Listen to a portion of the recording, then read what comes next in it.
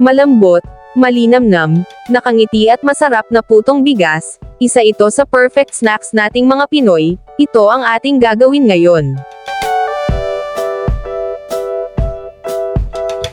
Nasa 1 kilong bigas ang ating gagawin ngayon, hugasan muna natin ito ng ilang beses hanggat sa mag-clear na ang tubig bago ibabad ito overnight. Pwede nyo ito ipag-iling sa bayan, pero at this time gagamitan ko lang ito ng blender hanggat sa maging smooth ang ating mixture.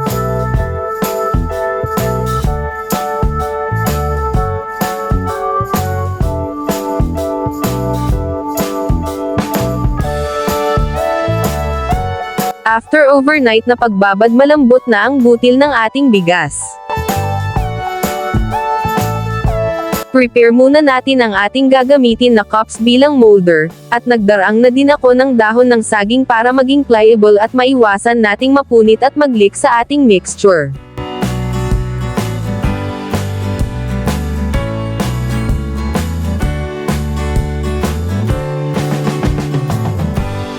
Insert lang natin ito sa loob ng cups.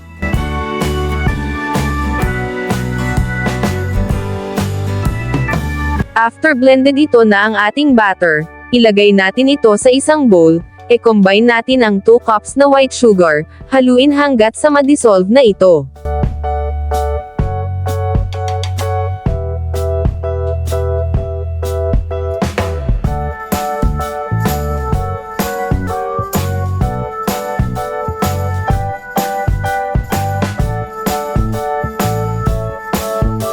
Next, ang ating 1 teaspoon na asin, isang pack 50 grams of baking powder at coconut cream, or kakanggata, gumamit ako dito ng fresh coconut at kinayod ito.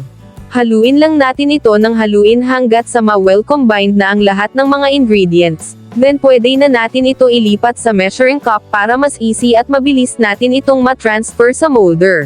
At this time, dapat naka-ready na ang ating steamer at nakakulo na ang tubig. Ibuhos natin ito sa ating cup na molder. Make sure lang na hindi masyadong full sa dahon ng saging dahil may tendency ito na lalabas ang batter.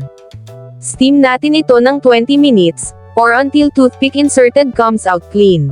Ready to serve na ang ating masarap na putong bigas na perfect pang snacks at the same time pang negosyo.